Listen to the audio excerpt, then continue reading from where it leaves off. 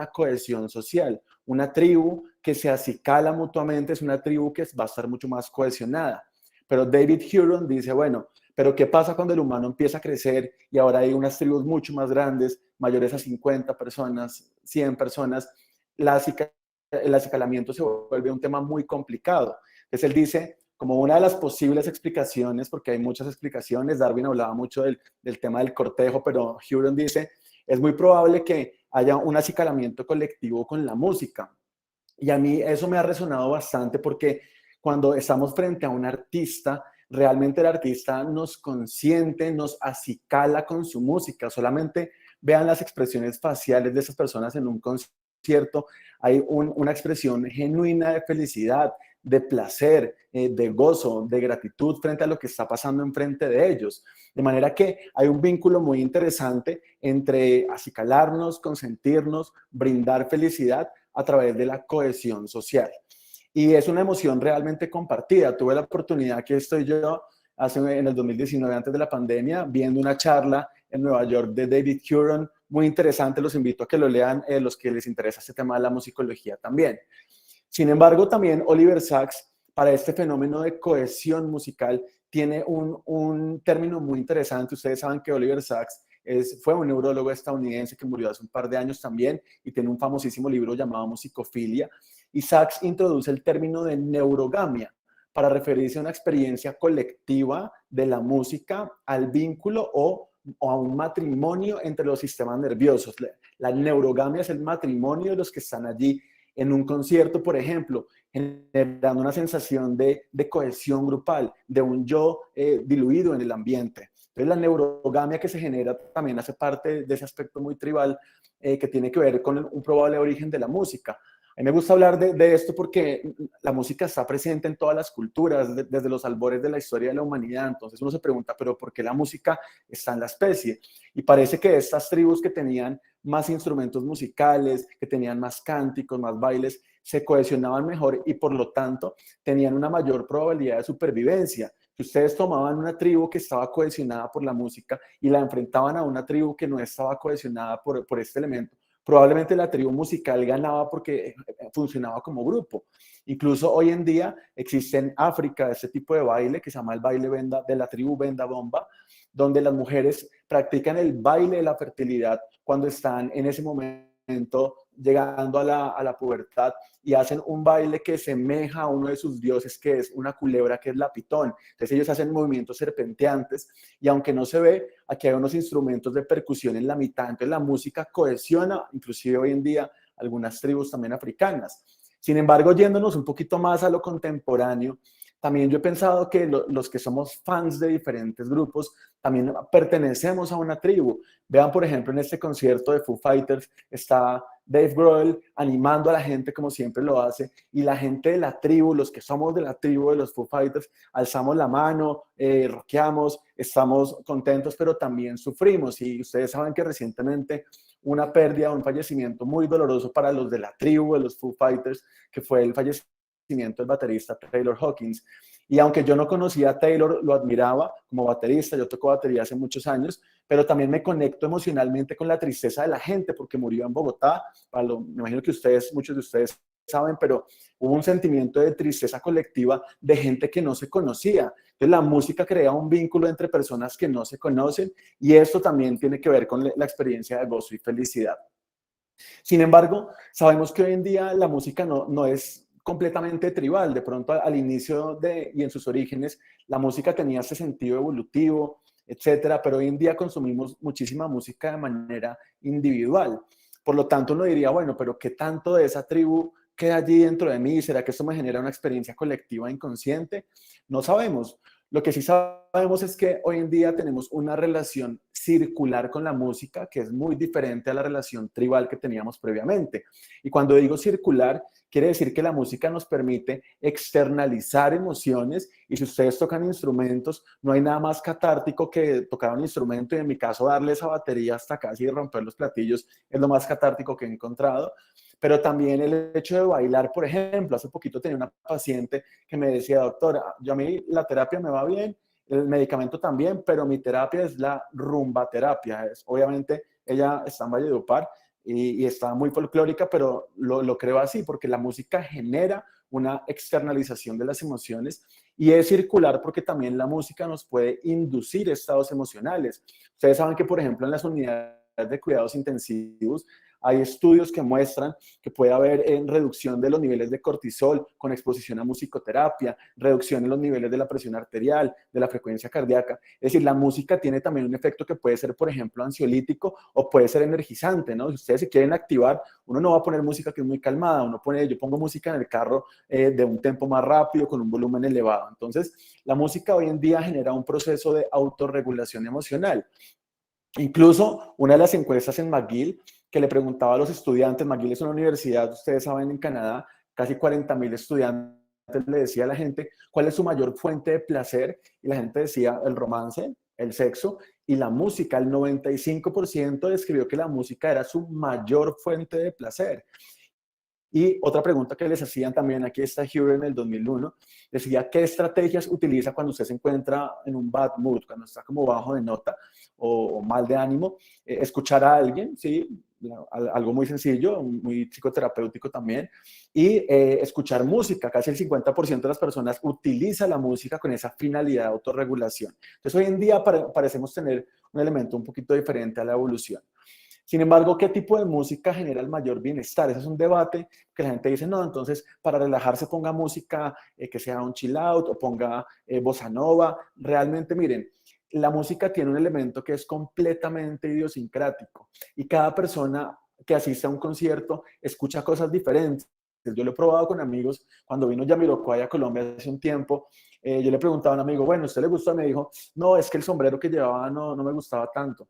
El otro dijo, no, sí, el bajista tocó muy bien. El otro dijo las coristas. Entonces, cada uno realmente tiene una percepción muy idiosincrática de la música y realmente la música que genera mayor bienestar es la que a usted le genera mayor bienestar.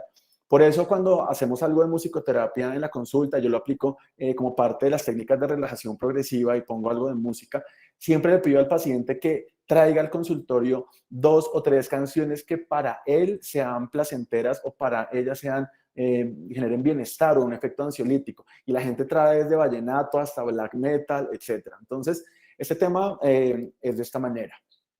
Ahora, no sé si alcanzan a escuchar aquí esto tiene unas pistas musicales, pero no sé si las alcanzan a escuchar.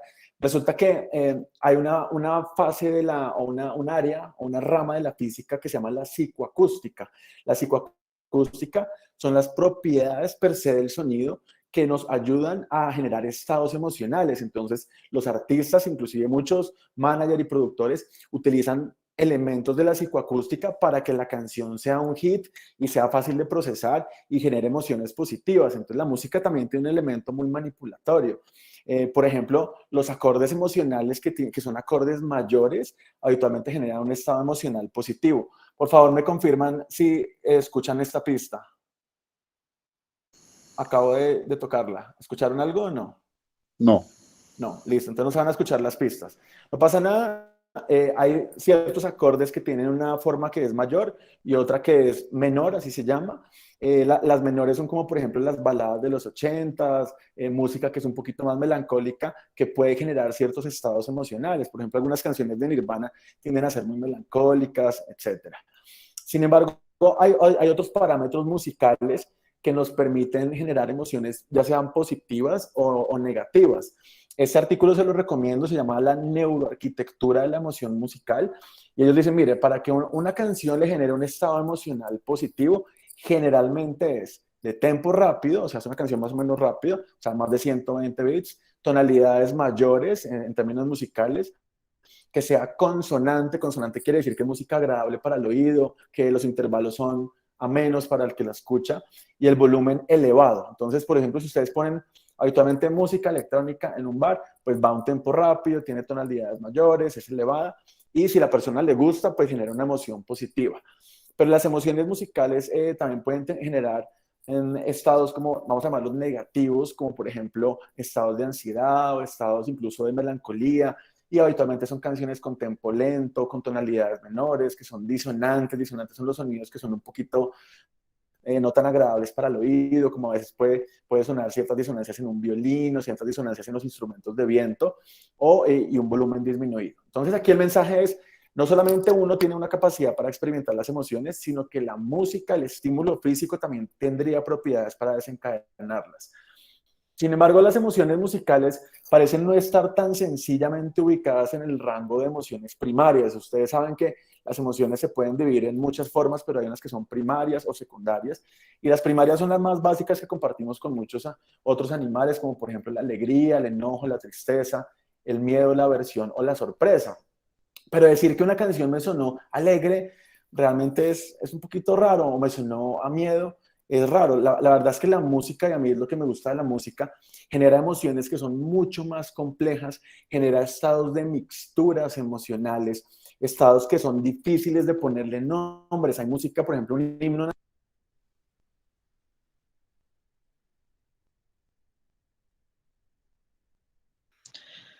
Disculpa. No te estamos escuchando, Juan. Hasta el himno nacional se escuchó. A ver, otra vez. Habla de nuevo, doctor. ¿Ya? Sí. ¿Ahí me escuchan nuevamente? Listo, bueno. Exacto, Entonces, sí, señor. listo. Igual no se perdieron de mucho, ya aquí me retomo desde lo del himno nacional. Las últimas 2 frasecitas. Listo, listo. No sé qué pasó. Ya te comparto aquí mi pantalla nuevamente. Vale. Listo. Entonces, ahí ya está viendo la presentación, ¿verdad? Sí, señor. Listo. Entonces, las emociones también pueden ser, como les contaba, mucho más mezcladas, mixturas emocionales. La música da a veces emociones que son innombrables, que es difícil de catalogar porque no están dentro de los rangos habituales. Y a mí en particular, lo que más me gusta de la música es que genera justamente estados emocionales que inclusive no tienen una palabra o un grupo de palabras para nombrarlos. Por eso a veces la música dicen que es el lenguaje de las emociones, es simplemente su lenguaje, no hay que ponerle otro tipo de denominación. Sin embargo, les presento también a José Luis Díaz. José Luis Díaz es un neurocientífico mexicano. Tuve la oportunidad de conocerlo también en el grupo SM3, que es un grupo de música y mente, hace un par de años.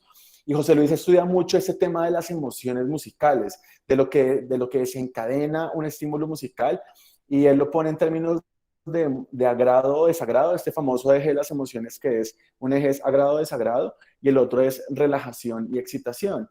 Y en el eje del agrado, porque estamos hablando de música y felicidad, él dice que la música y las emociones de agrado positivas podrían estar dentro de la certeza, dentro de la compasión, dentro del amor, el deseo, el placer, la altivez, el valor, la alegría, la satisfacción, el entusiasmo. Él hace encuestas en 800, en 1000 personas, pone estímulos musicales y le dice, bueno, ¿usted qué siente con esa música? Y la gente empieza a sacar palabras y cada uno, y crea como un espectro muy interesante de las emociones musicales. Entonces, esto para decirles también que, por supuesto, se requiere, y aquí es donde vinculo un poquito la parte de las neurociencias y en lo que yo trabajo, se requiere también un cerebro que tenga la capacidad para procesar las emociones musicales. Entonces ya se sabe que hay un armamentarium biológico que toma esos estímulos musicales, que muchos de esos son mediados por la psicofísica y por la psicoacústica, y nos dice también que, por ejemplo, la corteza orbitofrontal, la corteza prefrontal ventromedial y el cíngulo anterior, que son estructuras que llamamos paralímpicas, son las encargadas de procesar gran parte de esas emociones musicales. Y más adelante les voy a mostrar un estudio que hicimos con un grupo de colegas en pacientes que se deteriora la corteza frontal, en demencias frontotemporales, cómo se altera la percepción musical. Pero básicamente lo que les quiero decir es las emociones musicales se procesan en el cerebro en las mismas regiones donde se procesa la cognición social y las estructuras de empatía, por ejemplo, que tienen que ver con la interacción con los demás, las relaciones interpersonales y, como lo dije, la cognición social. Entonces, la música parece tener un procesamiento mucho más complejo en el cerebro. Incluso la percepción de intervalos que llamamos armónicos consonantes, que, como les digo, son música suave, estable, agradable para el oído, activa regiones que son frontales, frontopolares, orbitofrontales también, y el cíngulo. Y también una zona muy importante que es la ínsula. La ínsula es esta región que se llama así porque parece como una isla dentro del cerebro, y activa también esta región de la ínsula que tiene que ver con todo el estado interoceptivo. Interoceptivo quiere decir mirar hacia adentro, sentir el ambiente interno, cómo está mi corazón, cómo están mis intestinos, cómo está la tensión muscular, cómo está la presión del cinturón. Toda esa parte interoceptiva tiene que ver con la ínsula. Entonces, la música activa muchísimo esta región, y además ese se conecta con otras partes del cerebro que regulan, por ejemplo, la frecuencia cardíaca, la frecuencia respiratoria, la presión arterial. Como les dije, son parámetros que se utilizan inclusive en las unidades de cuidados intensivos con la gente que hace musicoterapia. Pero también lo interesante es que el cerebro tiene otras partes u otras regiones donde básicamente se prenden cuando hay intervalos o música o sonidos displacenteros. No solamente el cerebro activa regiones con lo placentero, sino cuando ustedes cogen, por ejemplo, unas uñas y las pasan por un vidrio, o una tiza de esas a los que fuimos hace unos años, que los tableros eran con tiza, que había un sonido muy particular, muy disonante. Eso activa otras regiones del cerebro muy diferentes a las que les dije, por ejemplo, el giro parahipocampal derecho, la precuña derecha. Entonces el cerebro reacciona muy diferente ante sonidos que son placenteros o displacenteros. Incluso la música displacentera activa una región muy interesante que es la amígdala cerebral. La amígdala tiene que ver con las respuestas de miedo, de amenaza. Yo siempre he intentado pensar, y algún día haré ese estudio de qué pasa si uno lo meten a un bar con música que no le gusta, por qué uno sale corriendo de ese bar, ¿no? Porque uno ya a la tercera canción quiere irse. Yo creo que es porque la amígdala se prende, y la amígdala tiene que ver con respuestas de lucha o huida también. Entonces, o se queda en el bar y me imagino que tomando para el efecto ansiolítico, o se va del bar. A mí eso me pasa, y desafortunadamente si les gustan los mariachis, pues no es mi caso, pero si ustedes me ponen 3 canciones de mariachis, pero mariachi digamos, de casa, de salón comunal, que llegan, la verdad es que a ser bastante, un volumen importante, y a mí me genera una reacción aversiva, no sé por qué. Algo tendrá que ver con mi infancia de pronto en México, pero hay algo allí y me desencadena una respuesta de huida, curiosamente. Me voy, casi siempre. Pero también hay parte de la neurobiología del placer, y la neurobiología del placer tiene que ver con otra región que es mesolímbica, así se llama en el cerebro, y esta región mesolímbica está influida mucho por la dopamina. La dopamina es un neurotransmisor que cuando se libera en esta región, que es el núcleo accumbens, genera respuestas de placer o respuestas de recompensa también. Entonces, por supuesto, ese efecto hedónico que tiene la música tiene que ver con la circuitería cerebral. Ese es un estudio súper interesante que hizo el grupo de Satorre en Canadá. Ellos mezclaron un BOLD, que es una resonancia magnética funcional, con un PET, que es otro tipo de estudio funcional, para no enredarlos, pero hicieron un protocolo súper interesante donde hacían una fase de anticipación y una fase de experiencia. La anticipación, ¿qué es? Imagínense una canción que empieza suavecita con los coros, con las estrofas, y de repente tiene un solo brutal de guitarra o de saxofón. Eso se llama la experiencia. La anticipación es cuando uno está esperando a que llegue ese solo. Pues curiosamente, cuando la gente estaba escuchando la musiquita que iba como en la estrofa, en el coro, en la anticipación, se activaban las regiones más dorsales del núcleo caudado. Pero cuando la persona escuchaba el solo de guitarra, el solo de saxofón, ahí tenía un cambio en su circuitería cerebral y se iba al estriado ventral, que es el accumbens que les mostraba, y ahí se empezaba a liberar muchísima dopamina al punto de generar una experiencia muy grata y muy placentera, con un efecto positivo en términos de la cualidad emocional que tenía la persona o el grupo de personas. Entonces, eso es bien interesante porque esta región que les estoy mostrando acá, que es el núcleo accumbens, también se activa, por ejemplo, con las drogas. Este fue otro protocolo donde le administraban cocaína intravenosa. No sé cómo pasaron el comité de ética, pero les metían cocaína intravenosa a esta gente y medían qué regiones del cerebro se activaban, y eso que dice aquí NAC es núcleo accumbens. Eso quiere decir que el núcleo accumbens también se activa no solamente, obviamente, con la música, sino también con las drogas o con actividades placenteras del día a día. Cuando una persona come y tiene hambre, cuando toma líquido y tiene sed, todo esto genera activación del núcleo accumbens. Pero siempre he pensado si existe alguna explicación entre la neurobiológica, entre la música y el consumo de drogas. Ustedes saben que es un estigma, incluso un estereotipo, encontrar músicos que abusan de las drogas en todas partes del mundo y en toda la historia. Además, recordemos a Jimi Hendrix, por ejemplo. Entonces, hay una relación muy interesante entre la música y las drogas y yo recuerdo, pues para los que estuvieron en los años 80 e incluso 90, pues las bibliotecas uno las llenaba de CDs, de álbumes. Hoy en día han vuelto otra vez los LPs y ve otra vez uno las colecciones en físico, pues la gente consume música como si fuera una droga también. Después el consumo de MP3, la asistencia masiva a los conciertos, 20.000, 40.000 personas ahí metidas en un concierto.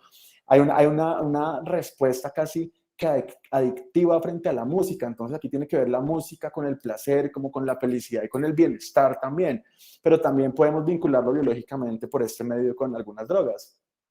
Ya para terminar, quería lanzarles esta pregunta y mostrarles un par de casos de lo que yo hago. Yo soy, como les contaba David, yo soy médico neuropsiquiatra y me dedico pues a lo clínico, pero también me dedico a estudiar trastornos musicales. He tenido la oportunidad de tener pues, varios pacientes que tienen trastornos musicales, estos son alucinaciones musicales, obsesiones musicales, amusias, etcétera. Entonces, una pregunta fundamental, ya que estamos hablando de música y felicidad, es si se puede perder la habilidad para experimentar felicidad o placer o bienestar con la música. ¿Existe alguna enfermedad en la que uno esté bien, pero esa capacidad se pierda? Pues ese es un caso de algo que se llama anedonia musical. La anedonia significa sin hedonismo musical. Y ya les voy a contar un caso que yo estudié que en mi consultorio con un grupo también de investigadores, un hombre de 55 años que es músico, experto en música barroca, además le encantaba Bach, interpretaba el clavicémbalo, y en julio del 2016 él tuvo un evento cerebrovascular de la arteria cerebral media derecha. Ya les muestro la imagen, es la resonancia de este paciente, y esta región que ustedes ven aquí, que se ve como más blanca, que llamamos hiperintensidades, justo le comprometió la ínsula. Recuerdan que hablamos de la ínsula, que la ínsula tiene que ver con la experimentación de todo lo interoceptivo, también la conexión que tiene con el accumbens. Entonces, ese paciente tuvo una lesión insular derecha. Y él, siendo músico, experto en clavicémbalo, estando hospitalizado, decía que escuchó las canciones favoritas de Bach, de los Beatles, y no sintió ninguna emoción. O sea, se sentía extrañado porque el experto en clavicémbalo decía, es que yo no sentía emoción. Frases que él mencionaba, no sentía las canciones con la misma fuerza que siempre, antes las consideraba alegres, placenteras y divertidas, ahora no, como un aplanamiento ahí. En la parte de la no emoción por la música se debía a, él hablaba un poquito raro a veces, tenía un discurso que era no tan fácil de entender, pero era así, se debía a no poder sentir lo incisivo de lo rítmico, una cosa muy musical. Le hicimos una valoración neuropsicológica porque, claro, eventualmente ustedes saben que ese tipo de lesiones pueden crear amusias, que es la incapacidad para percibir tonos o percibir ritmos. Le aplicamos el test de Montreal de amusias, que es muy interesante, pero el paciente inclusive estuvo por encima en la percepción del test, o sea, su habilidad para comprender la música está conservada. Y le hicimos también pruebas para descartar depresión, porque claro, lo primero que uno dice, pues estaba deprimido, tuvo un evento cerebrovascular, pues realmente no, el paciente tenía buenas estrategias de adaptación, no estaba deprimido, podía reconocer las emociones musicales y lo que le hicimos fue, bueno, pues hagamos un protocolo para medir la anedonia musical, o sea, ¿cómo mide uno el hedonismo musical? ¿El placer se puede medir, se puede objetivar o solamente es un relato que tiene la persona? Entonces averiguamos muchísimo, hicimos una investigación y creamos un protocolo que fue el siguiente, lo pareamos por sexo, por edad y por escolaridad con otro sujeto. Le dijimos al paciente que escogiera 10 canciones que fueran placenteras para él, 5 neutras y 5 que culturalmente fueran alegres. Entonces hicimos una encuesta grandísima y la gente dijo que qué bonita es esta vida, que el mapalé, canciones que en la cultura eran muy interesantes. ¿Perdón? Ok, listo, no escuché, pero bueno. Y también hicimos un examen de galvanometría, me quedan 5 minutos, ¿sí?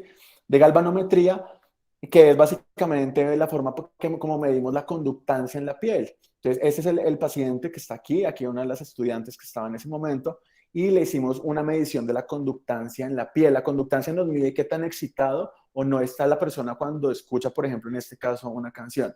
Para ponerles un ejemplo, esta es mi galvanometría.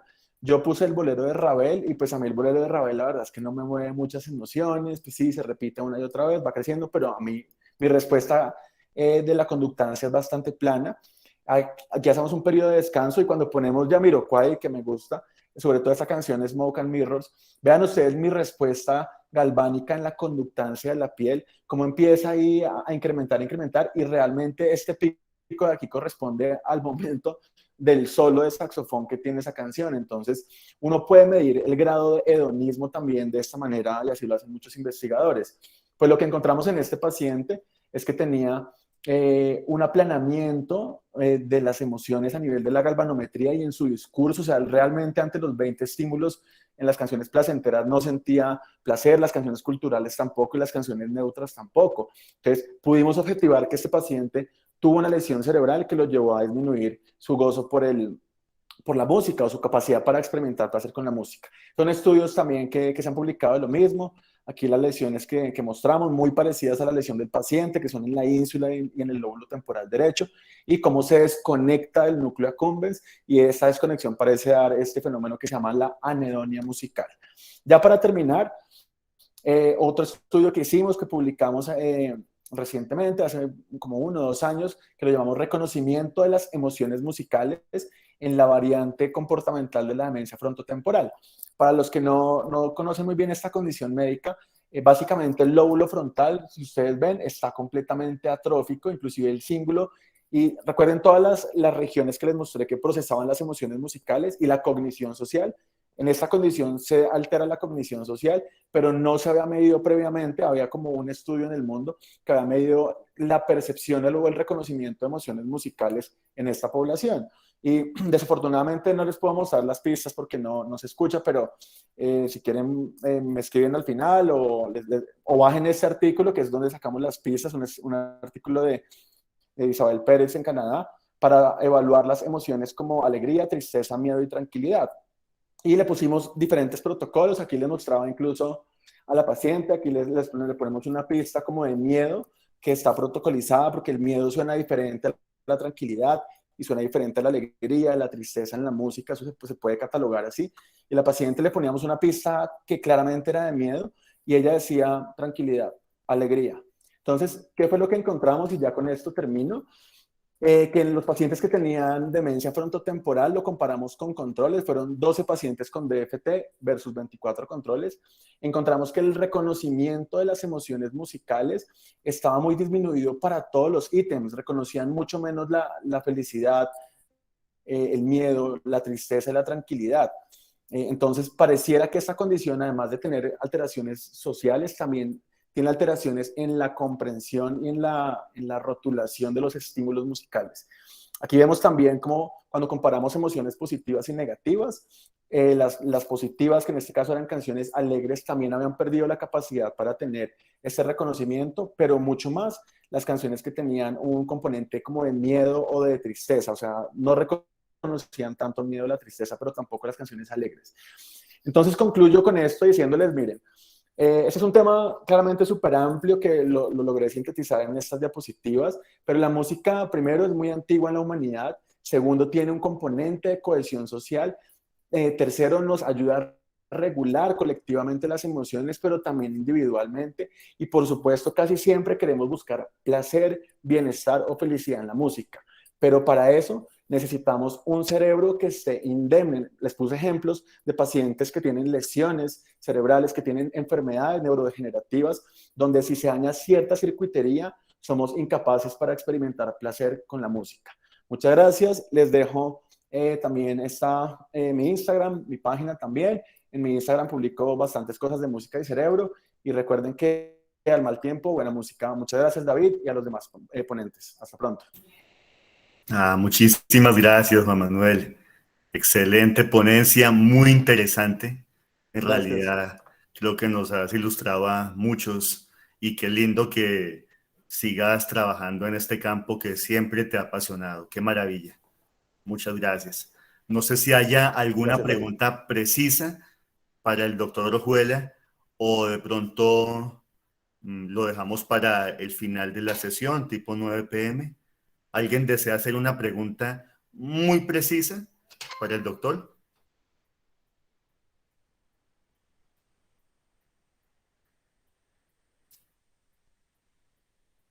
Bueno, quedó todo suficientemente claro. Y entonces vamos a ir con la doctora Natalie Herrera Esquivel. Ella es